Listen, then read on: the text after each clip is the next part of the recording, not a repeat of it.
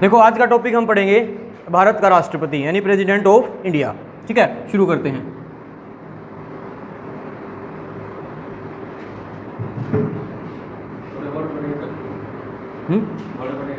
ठीक, देखो आज का टॉपिक रहेगा प्रेसिडेंट ऑफ इंडिया यानी भारत का राष्ट्रपति। हमने पहले भी टॉपिक एक किया था जिसको मैंने शुरू किया था संसद से। ठीक है, पार्लियामेंट क्या होती है, तो जब हमने बात किया था कि भारत की जो पार्लियामेंट होती है वो 3 भागों से मिलकर बनती है। कौन से 3 पार्ट होते हैं उसमें? लोकसभा, राज्यसभा और राष्ट्रपति। तो हमने बात की थी कि इंडियन पार्लियामेंट आर्टिकल नंबर कितने में आती है? 79 में आती है। राज्यसभा कितने में आती है? 80 में आती है। और लोकसभा कितने में आती है? 81 में आती है। और तीसरा पार्ट यानी कि राष्ट्रपति का जिक्र अनुच्छेद नंबर कितने में होता है? 52 में होता है। ठीक है जी, ओके।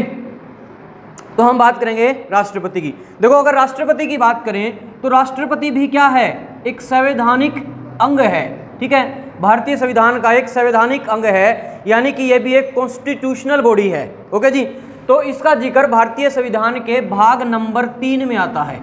ठीक है, इसका जिक्र भारतीय संविधान के भाग नंबर 3 में आता है। ओके, और भाग नंबर 3 बात करता है किससे रिलेटेड? स्टेट से, सेंटर से रिलेटेड। ठीक है, और इसी के अंदर हम बात करते हैं कार्यपालिका की, और उसी कार्यपालिका में एक टॉपिक होता है राष्ट्रपति। ठीक है, और अगर राष्ट्रपति की बात करें तो आर्टिकल नंबर 52 से लेकर और आर्टिकल नंबर 73 तक, ये सारे के सारे आर्टिकल या इनमें से कुछ आर्टिकल रिलेट करते हैं किसे? भारत के राष्ट्रपति से। ठीक है, भारत के राष्ट्रपति से। 2-3 बातों की बात कर लेते हैं कि पहली बात कि भारत का राष्ट्रपति हमने कहां से लिया है, यानी इसका पद कहां से अडॉप्ट किया गया है? भारतीय राष्ट्रपति का पद कहां से, किस देश से हमने लिया है? अमेरिका से। ठीक है, यूएसए। और दूसरी बात अगर करें कि भारतीय राष्ट्रपति को मिलने वाली जो पावर होती हैं, जो शक्तियां होती हैं, वो किस देश से मिलती हैं? ब्रिटेन से मिलती हैं। ठीक है,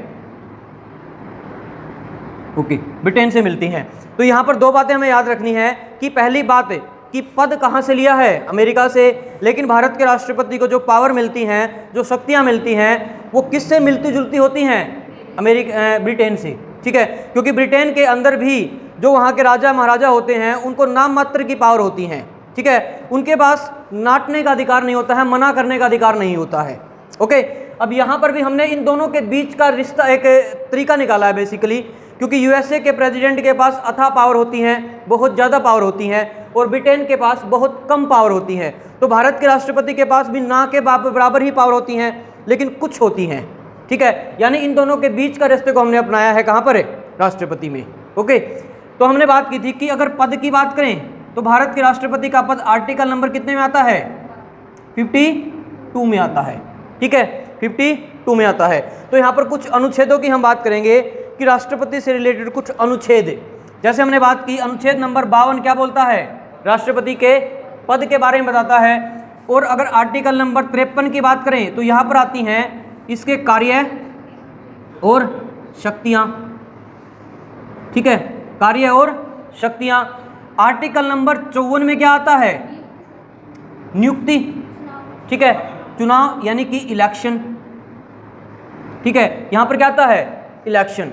ओके, यहाँ पर हम बात करते हैं इलेक्शन की।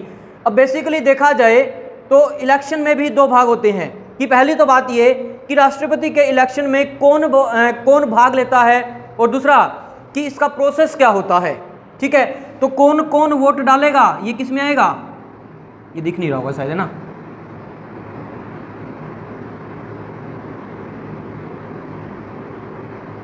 ठीक है, कौन वोट डालेगा ये किस में आएगा? 54 में। और 55 में क्या आता है कि इलेक्शन कैसे होता है। ओके, कैसे होता है, इसको हम कह सकते हैं प्रोसेस, प्रक्रिया। ठीक है, कैसे होता है? प्रोसेस। ठीक है जी, आगे बात करते हैं। आर्टिकल नंबर 57 बात करता है किसकी? री इलेक्शन की, यानी कि री इलेक्शन का मतलब दोबारा से चुनाव। तो भारत का राष्ट्रपति, एक आदमी कितनी बार भी राष्ट्रपति का चुनाव लड़ सकता है। ये बात कहाँ पर आती है? 57 में आते हैं। जैसे अमेरिका के अंदर क्या होता है? केवल 2 बार ही एक आदमी चुनाव लड़ सकता है, लेकिन भारत में ऐसा नहीं है। ठीक है, आर्टिकल नंबर 61 में क्या आता है? महाभियोग। ठीक है, महाभियोग, ये नीचे तो नहीं हो गया, देखना एक बार, आ रहा है? ठीक है, आर्टिकल नंबर 61 में क्या आता है? महाभियोग आता है। ओके, चलो इतना एक बार आप नोट करेंगे फटाफट, या एक और लिख लीजिए, आर्टिकल नंबर 62 भी आप लिख लीजिए। इसमें आता है आर्टिकल नंबर 62 बोलता है कार्यकाल की बात ये करता है। ठीक है, और 72 में क्या आता है? क्षमादान। ठीक है, 85 में क्या आता है? 85 में क्या आता है? लोकसभा का विघटन। ठीक है, लोकसभा का विघटन, यानी कि जो भारत का राष्ट्रपति है उसके पास पावर होती है कि वो भारत की लोकसभा का विघटन करता है। ठीक है, वो पूरा 5 साल के बाद भी हो सकता है या बीच में भी कर सकता है। ठीक है, लिख लेंगे आर्टिकल नंबर 123 में लिख लीजिए अध्यादेश, और 143 में आप लिख लीजिए सुप्रीम कोर्ट से परामर्श। ठीक है, या सलाह। ठीक है, सुप्रीम कोर्ट से सलाह, एक बार नोट करो फटाफट। हो गया, चलो इसमें से कोई दिक्कत नहीं होनी चाहिए मेरे हिसाब से। 52 में आता है पद, 53 में आता है कार्य शक्ति। ठीक है, 54 में आता है इलेक्शन, 55 में आता है, यहाँ पर 54 में क्या है कि कौन वोट डालेगा इसके बारे में बताया गया है। 55 में बताया गया है कि कैसे इलेक्शन होता है, बहुत बड़ा एक प्रोसेस है। ठीक है, 57 में री इलेक्शन की हम बात करते हैं। 61 में महाभियोग, यानी कि जिसके तहत भारत के राष्ट्रपति को उसके पद से हटाया जा सकता है, वो क्या होता है। ठीक है, 123 में क्या है? अध्यादेश, भारत के राष्ट्रपति के पास ऑर्डिनेंस यानी अध्यादेश की पावर होती है। 143 से भारत का राष्ट्रपति चाहे तो सुप्रीम कोर्ट से कोई सलाह ले सकता है। ठीक है, लेकिन उस सलाह को मानने के लिए वो बाध्यकारी नहीं होता है। ओके, 62 में आता है उसका कार्यकाल, यानी कि वो कितने साल के लिए राष्ट्रपति बनेगा। 72 में आता है क्षमादान यानी कि पार्डन, यानी कि वो भारत का राष्ट्रपति किसी भी व्यक्ति की सजा को कम कर सकता है या उसे माफ़ कर सकता है। और 85 में आता है लोकसभा का विघटन, भारत का राष्ट्रपति संसद के सदन लोकसभा का विघटन कर सकता है, यानी उसको डिसॉल्व कर सकता है। ओके, आगे चलते हैं।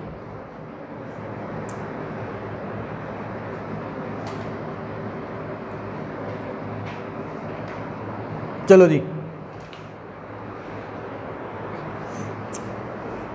एक और 2-3 बातें आप लिखेंगे। एक बार यहां पर लिखो राष्ट्रपति।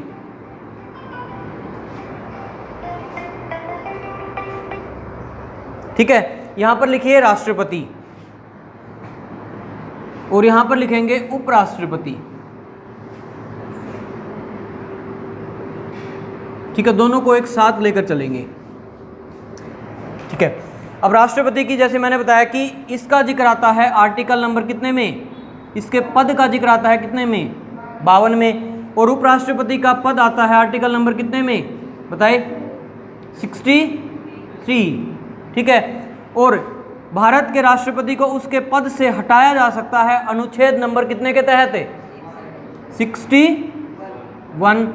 और उपराष्ट्रपति को अगर पद से हटाना है तो आर्टिकल नंबर कौन सा लगेगा?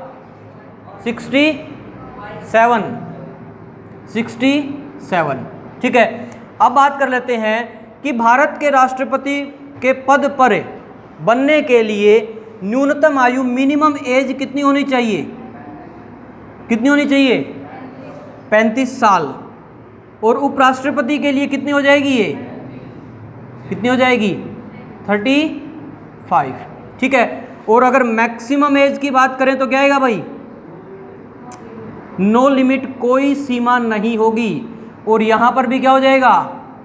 नो लिमिट, यहां पर भी कोई सीमा नहीं है। यानी कि हम बात करते हैं मिनिमम एज की, कि कम से कम आपको 35 साल का होना जरूरी है, ज़्यादा की कोई दिक्कत नहीं है। ठीक है, अब बात आती है, अच्छा एक और बात लिख लीजिए कि इलेक्शन,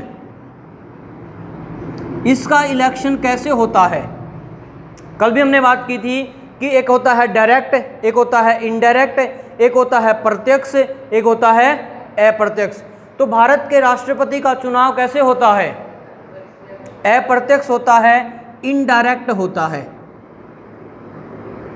ठीक है। और उपराष्ट्रपति का चुनाव भी कैसे होता है?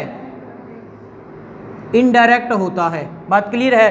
अब देखो, डायरेक्ट का मतलब होता है जहां पर जनता सीधे सीधे पार्टिसिपेट करती है, वो क्या हो जाएगा? डायरेक्ट इलेक्शन होता है। और जहां पर जनता सीधे पार्टिसिपेट नहीं करती है, बल्कि उनके द्वारा चुने गए कुछ लोग वहां पर भाग लेते हैं, वैसा इलेक्शन क्या कहलाता है? इनडायरेक्ट चुनाव कहलाता है। बात क्लियर है? सिंपल सी बात है, मैंने आपको कल भी क्लियर कर दिया था कि भारत के अंदर लोकतंत्र है, ठीक है। भारत में लोकतंत्र है, यहाँ पर डेमोक्रेसी है। डेमोक्रेसी का मतलब जहाँ पर लोगों का शासन होता है, यानी जहाँ पर जनता सीधे भाग लेती है वो डायरेक्ट हो जाएगा, और जहाँ पर वो सीधे भाग नहीं लेती है वो इनडायरेक्ट हो जाएगा। और इन दोनों में ही जो पब्लिक है वो डायरेक्टली इन्वॉल्व नहीं होती है। हम और आप वोट डालने नहीं जाते हैं, इसीलिए चुनाव क्या कहलाता है? इनडायरेक्ट कहलाता है, ठीक है। ये बातें क्लियर हो जाती हैं यहाँ पे। एक और लिख लीजिए, कार्यकाल। कार्यकाल या टर्म कितने साल के लिए बनते हैं? 5 साल के लिए, ठीक है। और ये कितने साल के लिए बनते हैं? 5 साल के लिए। चलो जी,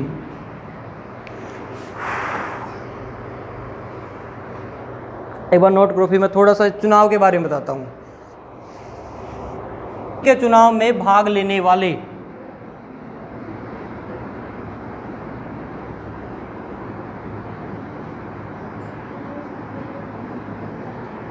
राष्ट्रपति के चुनाव में भाग लेने वाले,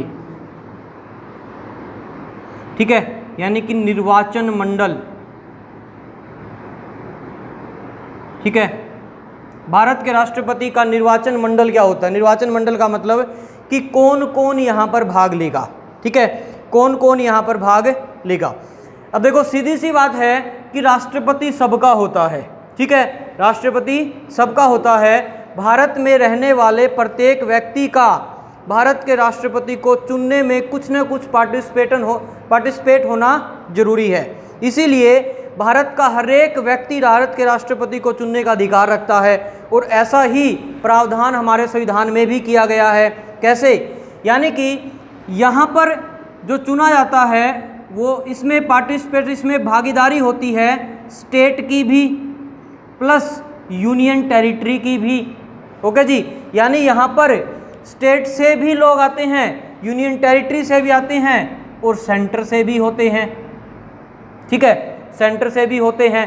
अब सीधी सी बात है कि भारत के राष्ट्रपति को चुनने में भारत के लोगों की भागीदारी का होना जरूरी है। यानी कि जो भी व्यक्ति राष्ट्रपति के चुनाव में भाग लेते हैं वो किनके द्वारा चुने जाएंगे? भारत के लोगों के द्वारा ही चुने जाएंगे, ठीक है। अगर सेंटर की बात करते हैं, यानी कि पार्लियामेंट की अगर बात करें, तो पार्लियामेंट में क्या होते हैं? एमपी होते हैं। एमपी कौन से होते हैं? लोकसभा का भी होता है और राज्यसभा का भी होता है, ठीक है। यानी कि लोकसभा वाले भी भाग लेते हैं और राज्यसभा वाले भी भाग लेते हैं। लेकिन अंतर कहाँ पर आता है? भारत की लोकसभा में वर्तमान में कितने सदस्य हैं? 545। लेकिन 545 में से 2 ऐसे हैं जिनको मनोनीत किया जाता है, जिनको नॉमिनेट किया जाता है, ठीक है। यानी कि ये भाग नहीं लेंगे। तो कौन से भाग लेंगे? 543। यानी कि लोकसभा के वो सदस्य जिनका चुनाव होता है वो भारत के राष्ट्रपति के चुनाव में भाग लेते हैं, ठीक है। और अगर राज्यसभा की बात करें तो राज्यसभा में कितने हैं? 245। इन 245 में से 12 को मनोनीत किया जाता है भारत के राष्ट्रपति के द्वारा, और बच गए कितने? 233। और यही 233 भाग लेते हैं भारत के राष्ट्रपति के चुनाव में, क्योंकि इनका भी इलेक्शन होता है, ठीक है। यानी कि संसद के जो सदस्य चुने जाते हैं वही सदस्य भारत के राष्ट्रपति के चुनाव में भाग लेते हैं। एक बात, ठीक है जी। दूसरी बात यहाँ पर मैं लिख देता हूँ, अब अगर बात करें स्टेट की, अगर बात करें राज्यों की, तो राज्यों के अंदर क्या होती है? विधानसभा होती है। ठीक है, विधानसभा होती है। अब विधानसभा के अंदर क्या होते हैं? एमएलए होते हैं। ठीक है, तो ये एमएलए भी किनके द्वारा चुने जाते हैं? भारत की जनता के द्वारा या उस राज्य की पब्लिक के द्वारा। ठीक है, तो ये एमएलए, अब लेकिन हर एक राज्य में एक एमएलए चुनने का अधिकार किसके पास होता है? राज्यपाल के पास होता है। ठीक है, उस एक राज्य को उस राज्य का राज्यपाल चाहे तो क्या कर सकता है? नॉमिनेट कर सकता है, मनोनीत कर सकता है। ठीक है, तो एमएलए, वो एमएलए जिनका चुनाव होता है वो भी भाग लेते हैं। ठीक है, इलेक्शन वाले, ठीक है जी, वो भी भाग लेते हैं। जिनका चुनाव होता है वो भी भाग लेते हैं। जैसे हरियाणा में कितने एमएलए हैं? 90। ठीक है, तो वो 90 भाग लेंगे। ठीक है, ऐसे ही प्रत्येक राज्य में जो एमएलए होते हैं वो भाग लेते हैं। अब भारत में क्या हैं? यूनियन टेरिटरी भी तो हैं, भारत में केंद्र शासित प्रदेश भी तो हैं, और उन केंद्र शासित प्रदेशों में भी तो जनता रहती है। ठीक है, और उन यूनियन टेरिटरी में से 3 यूनियन टेरिटरी तो ऐसी भी हैं जिनके अंदर क्या होते हैं? एमएलए होते हैं। तो उन एमएलए का भी तो अधिकार होगा। ठीक है, तो जैसे हम बात करें दिल्ली की, जैसे हम बात करें पुदुचेरी की, और अब से जम्मू कश्मीर भी हो जाएगी, तो ये 3 केंद्र शासित प्रदेशों के एमएलए भी भाग लेते हैं किसमें? राष्ट्रपति के चुनाव में। अगर आपसे पूछ लिया जाए कि विधान परिषद,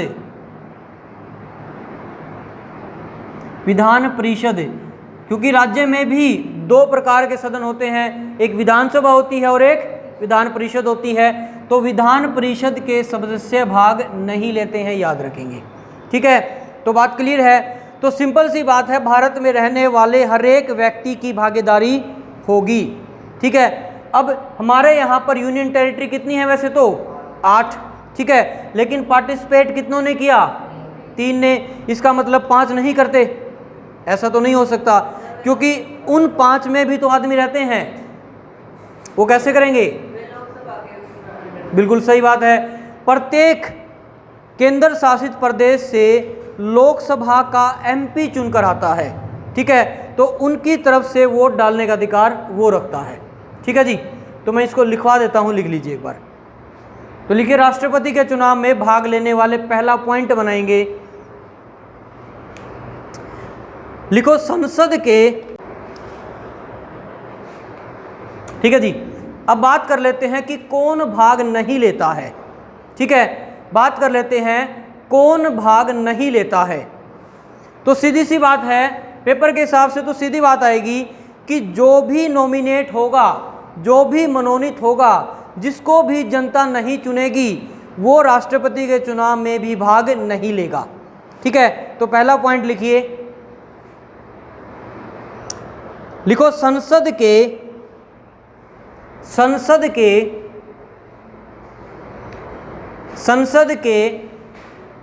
निर्वाचित सदस्य, संसद के मनोनीत सदस्य। ठीक है, इसका मतलब क्या हुआ? देखो, संसद का मतलब होता है लोकसभा और राज्यसभा। लोकसभा में 2 और राज्यसभा में कितने? 12। तो पूरी की पूरी पार्लियामेंट में कितने सदस्य को मनोनीत किया जाता है? 14 को। ये 14 भाग नहीं लेंगे। ठीक है, ये 14 भाग नहीं लेंगे। ठीक है जी, ये 14 भाग नहीं लेते हैं। ओके, अगला पॉइंट लिखिए, लिखो राज्य विधानसभाओं के मनोनीत सदस्य, राज्य विधानसभाओं के मनोनीत सदस्य, राज्य विधानसभाओं के मनोनीत सदस्य।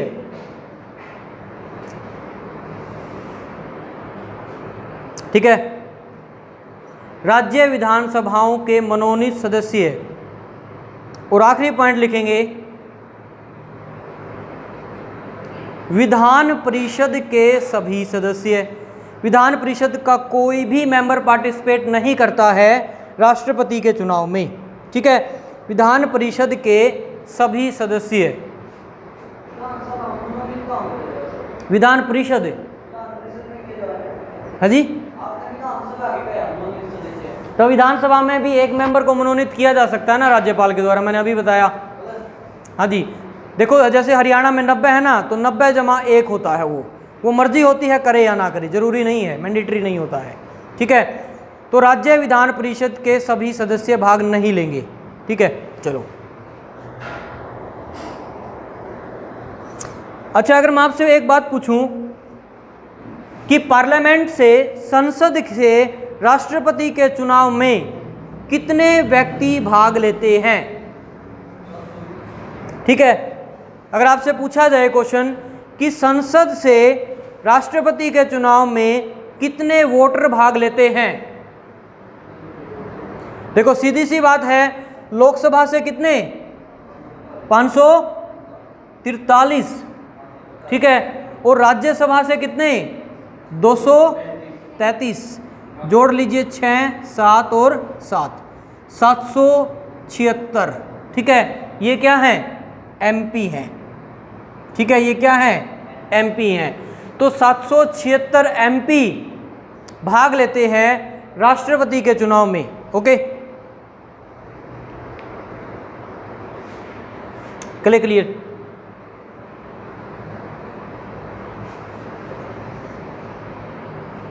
पहले एक बार मैं चुनाव को थोड़ा सा डीप में बता देता हूं।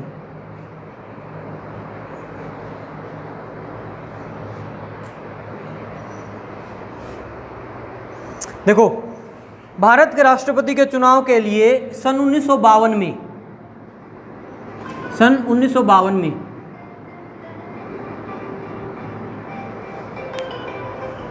एक मिनट रुकना भाई।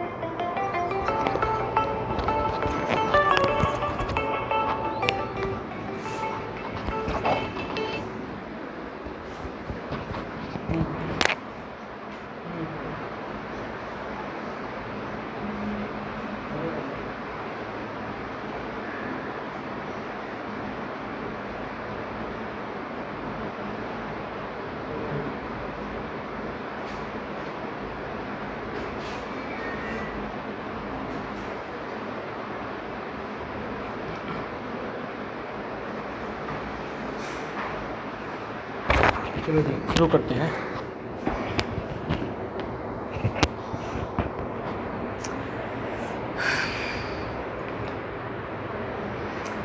देखो, भारत के राष्ट्रपति के चुनाव के लिए सन 1952 में एक एक्ट आता है, ठीक है, एक एक्ट आया जिसमें बताया गया कि कौन कौन कैसे कैसे भाग लेते हैं। इसमें कई बार बदलाव भी हुए, जैसे बात करें तो इसमें 1974 में बदलाव हुआ, 1977 में बदलाव हुआ और लास्ट टाइम 1997 में बदलाव हुआ। तो इसकी हम बात करते हैं, ठीक है। इसके तहत क्या क्या होता है वो बात देखते हैं। देखो, पहली बात कर लेते हैं कि राष्ट्रपति के चुनाव में हम और आप तो भाग नहीं लेते हैं, ठीक है, डायरेक्टली नहीं लेते हैं, इनडायरेक्टली तो लेते हैं, ठीक है। यानी यहाँ पर एमएलए को वोट डालने का अधिकार है, ठीक है, और यहाँ पर एमपी को भी वोट डालने का अधिकार है, ठीक है जी। अब बात ये आती है कि जब एक एमपी या जब एक एमएलए वोट डालता है, क्या उसकी वोट की कीमत एक होती है? ऐसा नहीं होता है, क्योंकि अगर हम बात करें, अगर एक एमएलए का चुनाव होता है तो उसके अंदर क्या है, मान लिया किसी एक एरिया का एमएलए है, उसके अंदर मान लेते हैं 1000 वोटर हैं, ठीक है, 1000 वोटर हैं, इस 1000 में से 4 आदमी खड़े हुए हैं।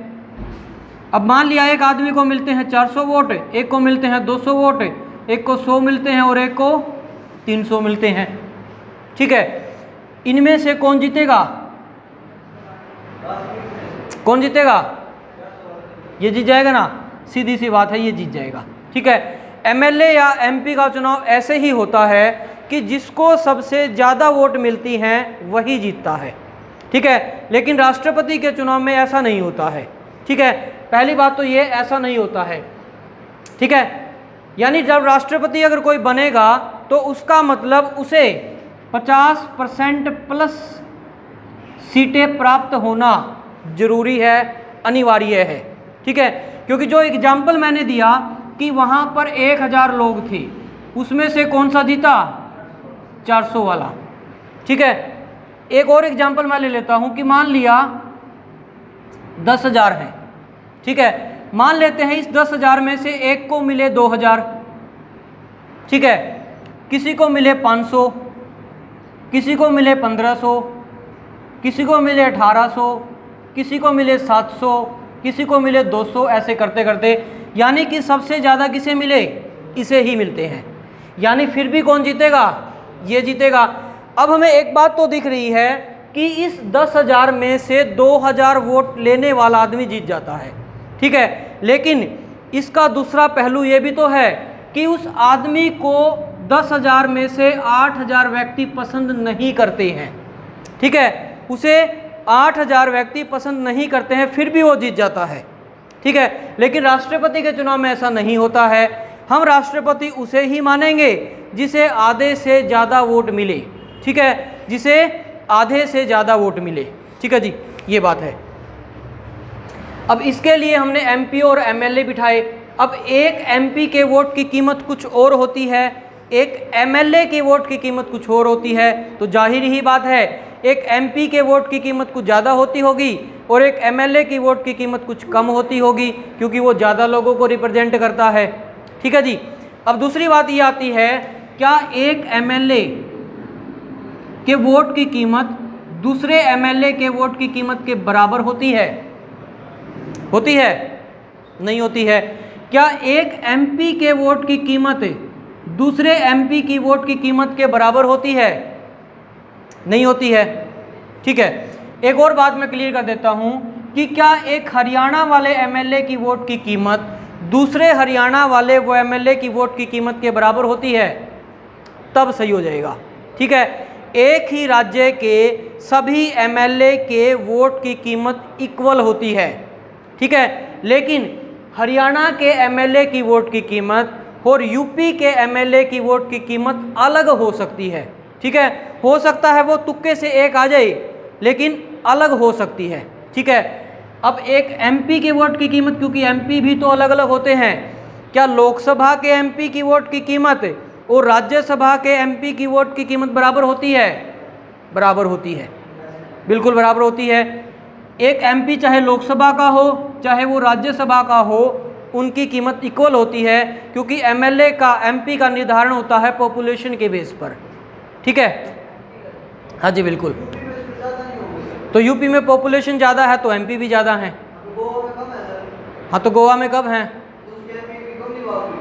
तो बिल्कुल ऐसा, मैं तो ये बोला एमपी तो बराबर होती है, एमपी बराबर होते हैं, बिल्कुल एमपी में कोई दिक्कत नहीं है, एमपी इक्वल होते हैं। हाँ जी बिल्कुल। ठीक है, सारे के सारे एमपी अपने वोट की कीमत बराबर रखते हैं। ठीक है, चलो अब बात आती है कि वोट की कीमत क्या होती है। ज़्यादा डिटेल में नहीं, थोड़ी सी मैं बता देता हूँ। ठीक है, चलो लिखिए एक बार, लिखो। एक एमएलए की वोट की कीमत लिख लीजिए, लिखियो। टोटल पॉपुलेशन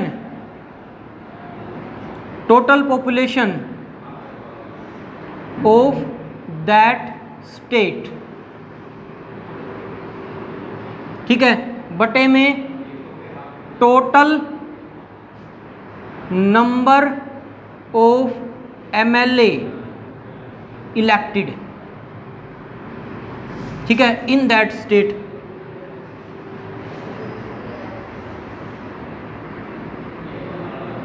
ठीक है, ये सारा जो भी आएगा इसके डिवाइड में कर दीजिए 1000, ये होती है भाई। ठीक है, ये होती है, यानी कि उस राज्य की कुल जितनी जनसंख्या है उसको भाग दे देंगे उस राज्य में जितने एमएलए चुने गए हैं। ठीक है, जो भी उत्तर आएगा उसको फिर से भाग दे देंगे कितने से? 1000 से। वो होती है एक एमएलए के वोट की कीमत। ठीक है, लिखो, उतार लीजिए।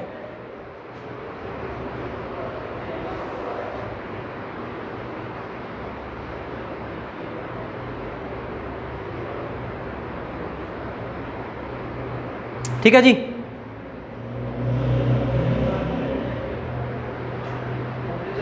हाँ जी बिल्कुल।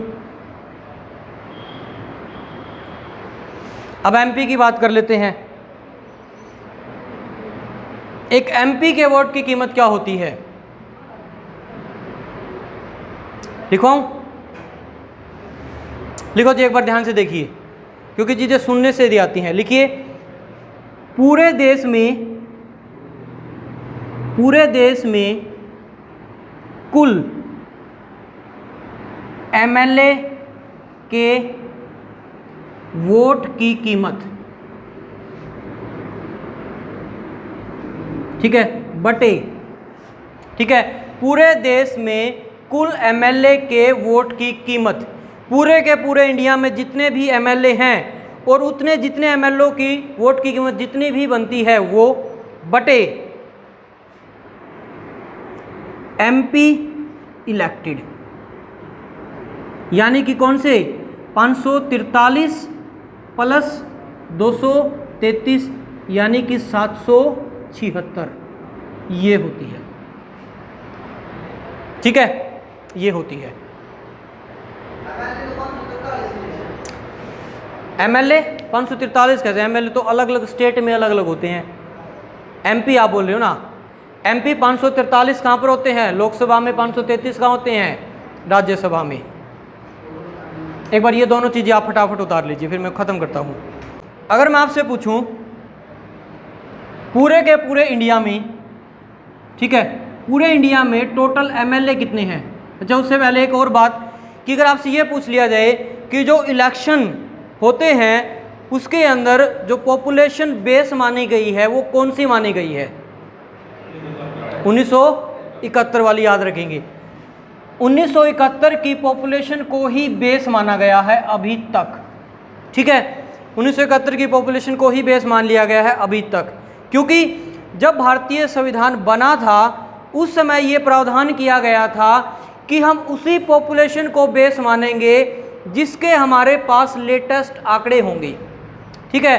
अब 1951 में हुई, 1961 में हुई, 1971 में हुई, ठीक है, लेकिन ये बात जग जाहिर है कि भारत की पॉपुलेशन कभी से ही हमारे लिए एक समस्या रही है, ठीक है। अब ये भी बात क्लियर होती है कि जहाँ की पॉपुलेशन ज़्यादा होगी, जिस स्टेट की पॉपुलेशन ज़्यादा होगी, उसी राज्य के लोगों की भागीदारी राष्ट्रपति के इलेक्शन में सबसे ज़्यादा होती है, ठीक है।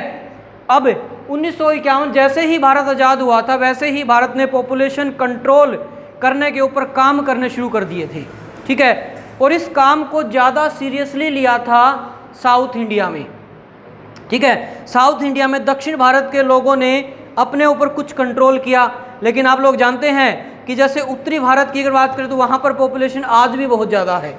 यूपी वहाँ पर है, बिहार वहाँ पर है, ठीक है, महाराष्ट्र का एरिया लगा लीजिए, थोड़ा ऊपर है थोड़ा नीचे है, एमपी में पॉपुलेशन है, ठीक है। अब जैसे हरियाणा और पंजाब की भी बात करें तो जिस हिसाब से इनका एरिया है उस हिसाब से पॉपुलेशन यहाँ भी बहुत है, ठीक है। तो नीचे वाले राज्यों ने ये ऑब्जेक्शन उठाया कि कंट्रोल तो सिर्फ हम ही कर रहे हैं, ऊपर वाले तो कर ही नहीं रहे हैं, तो इस हिसाब से तो हमारी भागीदारी घटती ही जाएगी।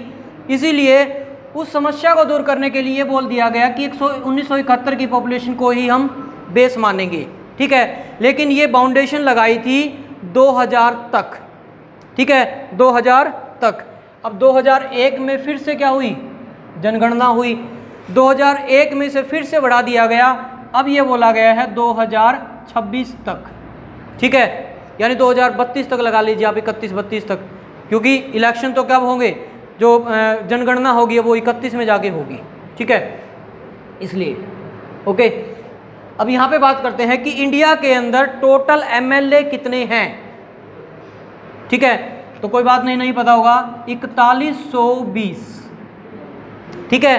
पूरे इंडिया में टोटल एमएलए कितने हैं? 4120, ठीक है, और एमपी कितने हैं जो भाग लेते हैं? वो अभी हमने देखा कितने हैं?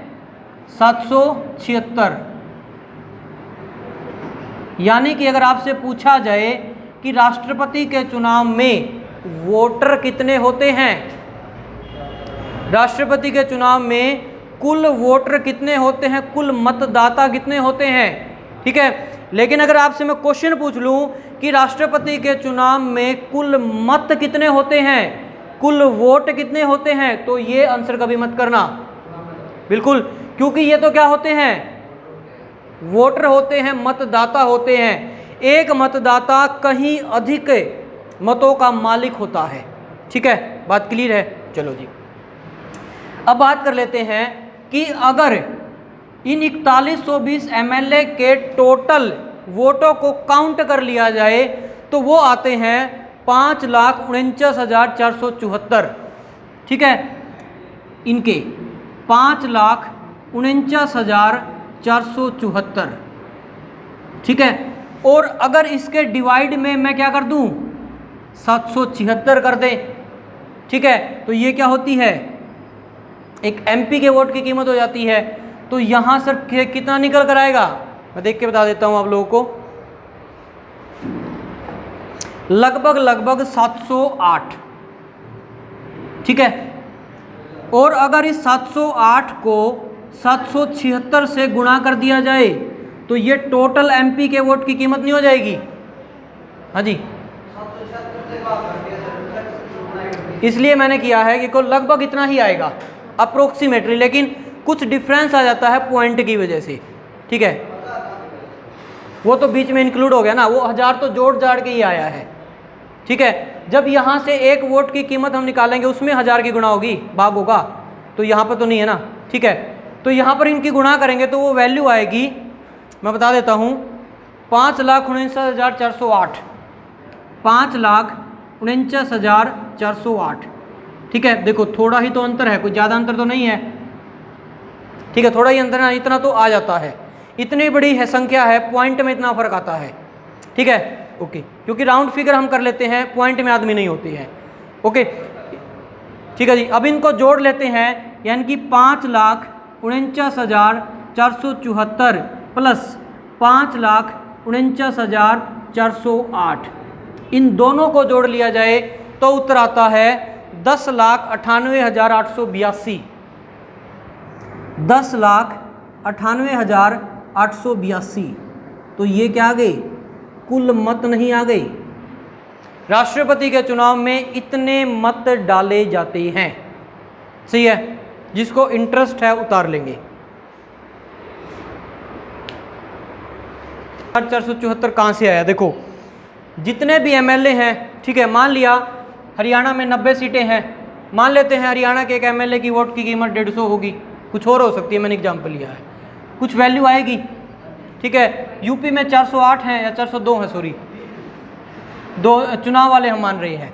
ठीक है, यहाँ पर एक की वोट की कीमत शायद 212 या 276 कुछ इतनी है। ठीक है, यहाँ पर कुछ वैल्यू आएगी, पंजाब की कुछ वैल्यू आएगी, एमपी के कुछ वैल्यू आएगी, मध्य प्रदेश की कुछ सॉरी महाराष्ट्र की कुछ वैल्यू आएगी, बिहार की आएगी, उन सबको जब जोड़ लेंगे तो इतना आएगा। हाँ जी,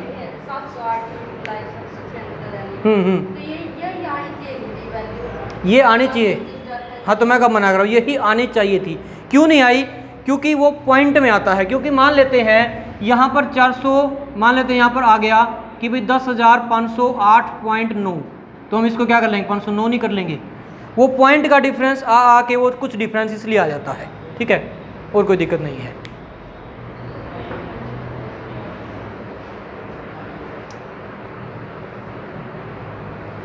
ठीक है, एक और पेंच है, अभी टाइम कितना हो गया है, हाँ जी 11:36, तो मैं कराऊं, बताऊं वो बात भी, इसको साफ करें। देखो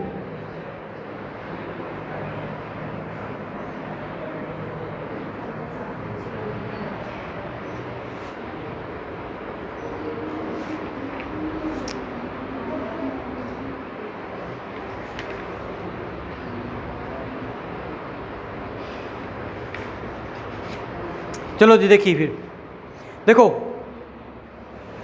अब भारत के राष्ट्रपति का चुनाव के अंदर जो काउंटिंग होती है ना, वो भी ऐसे नहीं होती है,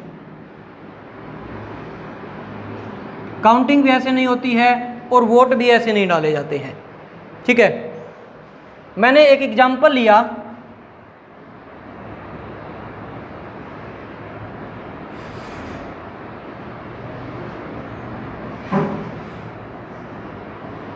ठीक है, मैंने एक एग्जाम्पल लिया कि भारत के राष्ट्रपति के चुनाव में 4 लोगों ने भाग लिया।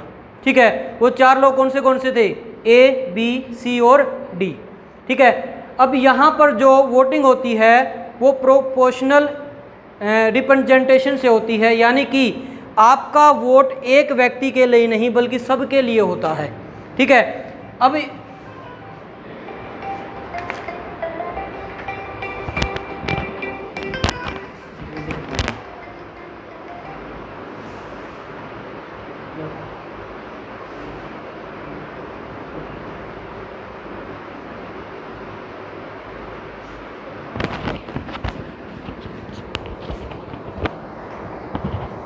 ठीक है जी। देखो, जब हम लोग वोट डालने जाते हैं तो हम क्या करते हैं कि मेरा वोट बी को है, मेरा वोट ए को है, मेरा वोट सी को है। हम एक वोट डालते हैं और वो एक आदमी के पास चला जाता है। ठीक है, लेकिन जब ये लोग वोट डालने जाते हैं तो ये चारों के लिए वोट डालते हैं। कैसे डालते हैं कि कोई आदमी गया, उसने बोला कि मैं पहला, यानी मैं चाहता हूँ कि बी क्या बन जाए? राष्ट्रपति बन जाए। ठीक है, लेकिन फिर मैंने बोला कि हो सकता है बी ना बने भाई, तो उसने बोला कि अगर बी नहीं बनता है तो मेरे हिसाब से दूसरा नंबर डी को जाता है। अगर ये नहीं मिलेगा तो मेरा वोट किसको ट्रांसफ़र कर दीजिए? डी को कर दीजिए। फिर हमने बोला अगर डी भी ना बने तो, फिर मैंने बोला कोई बात नहीं, चलो आप ए को कर दो। ठीक है, अगर ए भी ना बने तो फिर आप मेरा ये वोट सी को दे दीजिए, यानी कि आपका वोट ट्रांसफ़र होता है। ठीक है, इसके काम नहीं आया तो इसके काम आएगा, इसके काम नहीं आया तो इसके काम आएगा, या फिर इसके काम आएगा, किसी एक के तो काम आएगा। ठीक है, ऐसे होता है। ओके, अब यहाँ पर वही आदमी, पहली बात तो राष्ट्रपति के चुनाव के अंदर भाग लेने के लिए आप ऐसे नहीं खड़े हो सकते।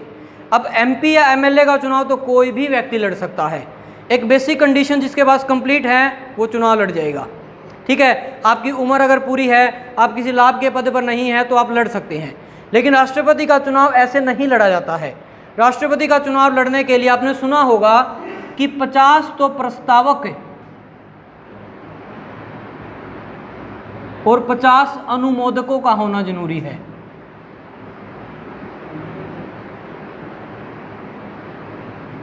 ठीक है, 50 प्रस्तावक और 50 अनुमोदक, यानी कि बेसिक सी बात है कि आपको जब 100 व्यक्ति बैक करते हैं ना, तभी जाकर आप चुनाव लड़ सकते हैं राष्ट्रपति का।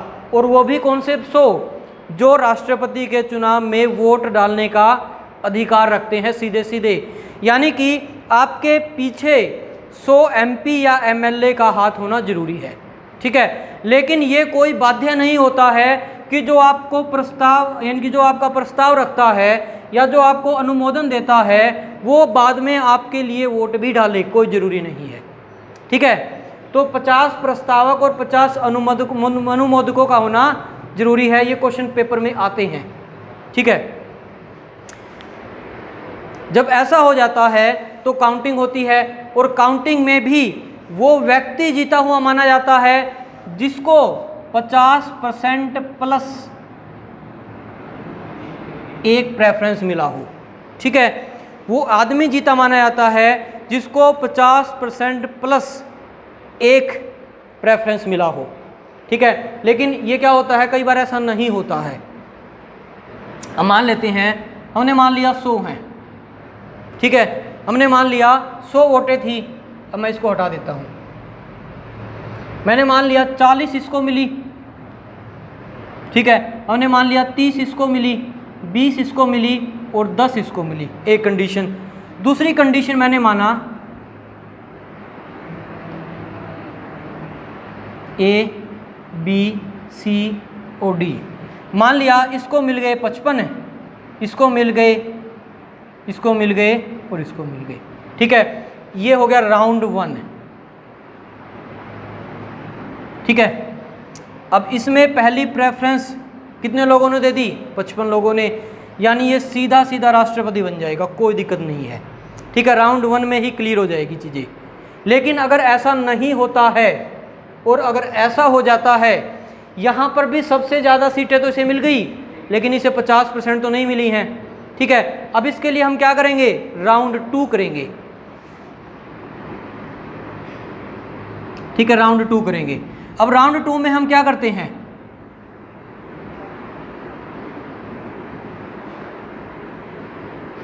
ठीक है, राउंड 2 में हम क्या करते हैं, अब हमने देख लिया कि इसको सबसे कम है, इसको टाटा बाय बाय कि आप अगली बार ट्राई करेंगे। अब आपका काम खत्म हो गया है, ये हट जाएगा। अब ये 3 बचे हैं लाइन में, इसके पास 40 हैं, इसके पास 30 हैं और इसके पास 20 हैं। अब जिन 10 लोगों ने इसको वोट दी थी, ठीक है, यानी इन 10 लोगों ने पहली प्रेफरेंस दी थी डी को, इन 10 लोगों ने दूसरी प्रेफरेंस भी तो दी होगी किसी को। मान लिया इसमें से 5 लोग ए को देने वाले हैं, 3 लोग बी को देने वाले हैं और 2 लोग ए को देने वाले हैं।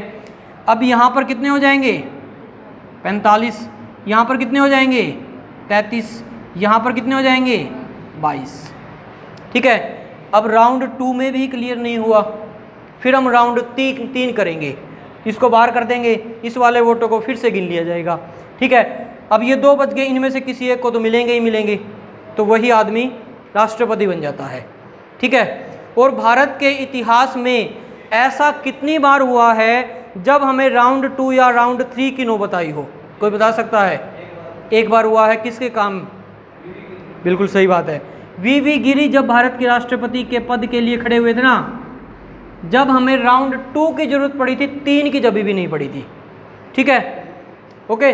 केवल एक बार हुआ है वी गिरी के केस में, ठीक है। मैं आपको ये चीज़ें जो मैंने कराई हैं वो लिखवाऊंगा कल, अभी मैंने आपको क्लियर कर दिया है कि कैसे इलेक्शन होता है, ठीक है, समझ में आ गया? कोई डाउट हो तो पूछ सकते हैं जी, ओके, थैंक यू।